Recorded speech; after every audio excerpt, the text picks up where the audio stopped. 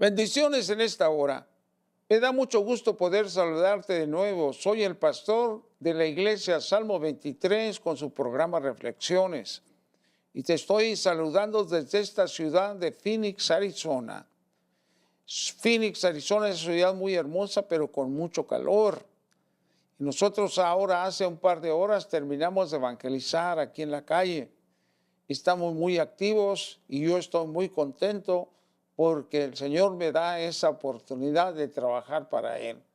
Así es de que yo esta mañana estaba preparando este mensaje que quiero compartirlo contigo. Te invito para que me sigas en las redes y mándame tu saludo, tu comentario. ¿Qué te parecen estos videos? Yo te estoy hablando como pastor. El propósito de estos mensajes es equiparte a ti. Tú que eres líder, tú que eres pastor o maestro de la escuela dominical, estos videos te pueden ayudar. Antes de ser pastor, yo buscaba mucha ayuda a través de libros que me dieran luz para mis mensajes. Y ahora que he estado y que estoy en esta carrera, se me ha facilitado mucho. Pero le agradezco mucho a los maestros, aquellos hombres que estaban antes de mí, escribiendo libros, y esto ha sido una bendición para mi vida. Ahora yo quiero hacer lo mismo para ti. Hoy el tema que te traigo se encuentra en Deuteronomio capítulo 20, verso 1 al 4. Yo quiero decirte que cuando hace meses leí estos versos me impactaron, porque muchas veces nosotros atravesamos por momentos de desánimo, crisis que vienen a nuestra vida y necesitamos ayuda. Y la única ayuda que viene es la palabra de Dios, porque es palabra viva, poderosa, que te levanta, que te sostiene. Y eso es lo mismo que quiero que te impacte a ti con este mensaje. Fíjate cómo hablaba el Señor a este pueblo hace muchos años.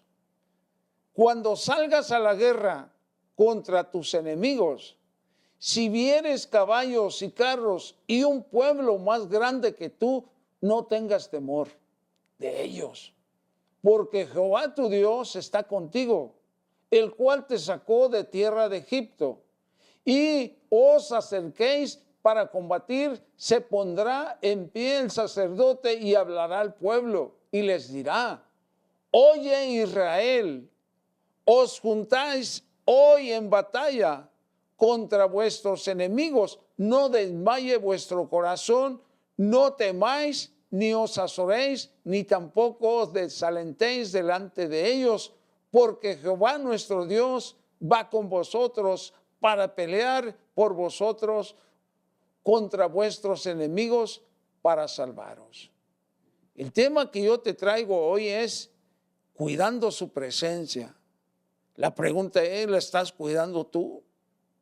¿Te levantas tú a la mañana con ese deseo de cuidar su presencia el resto del día? Yo te invito para que tú empieces a practicar este cuidado, este hábito.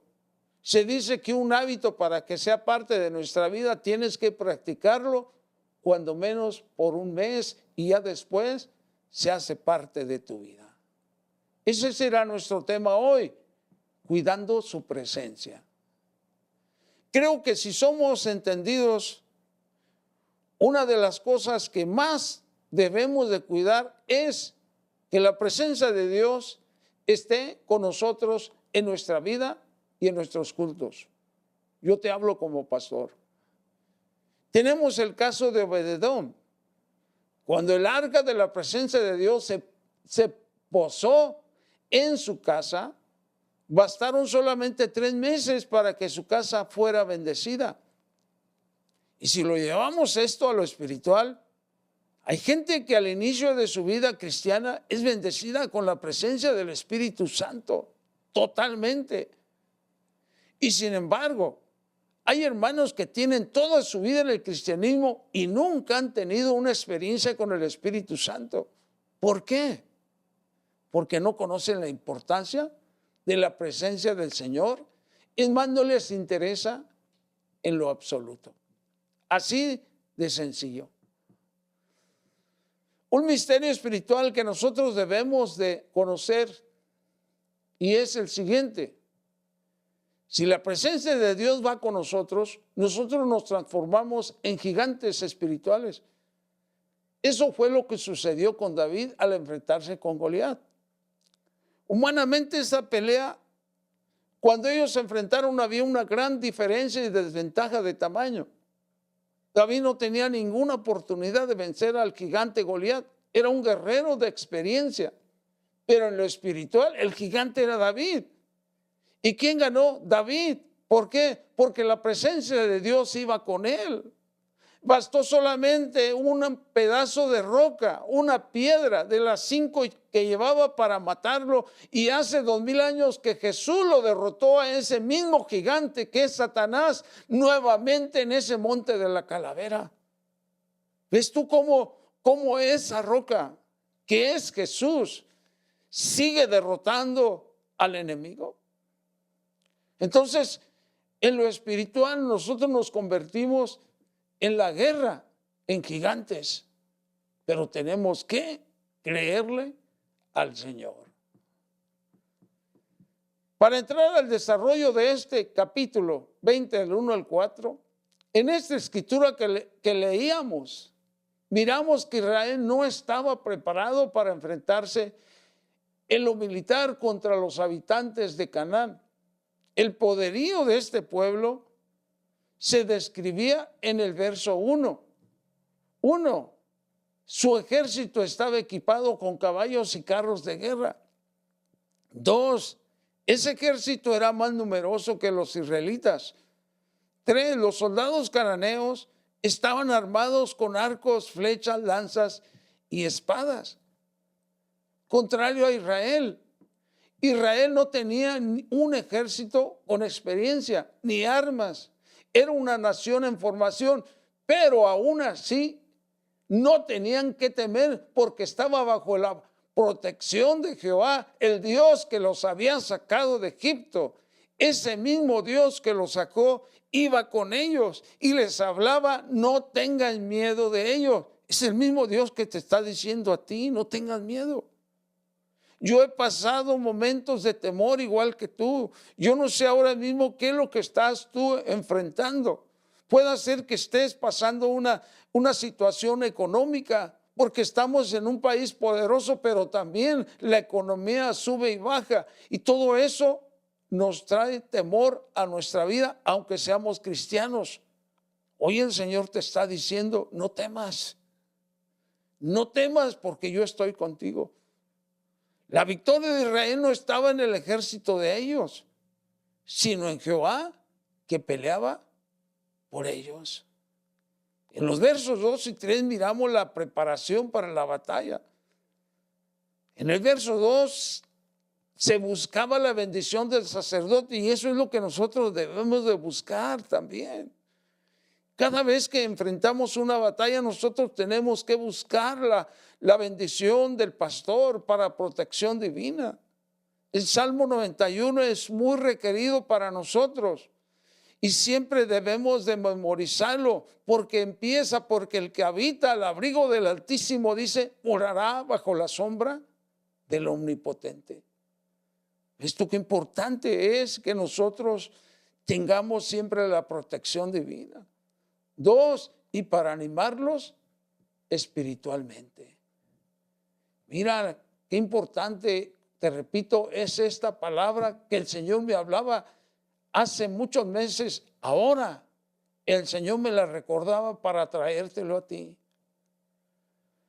Hoy, como nosotros, ¿cómo vamos a prepararnos para esa guerra espiritual?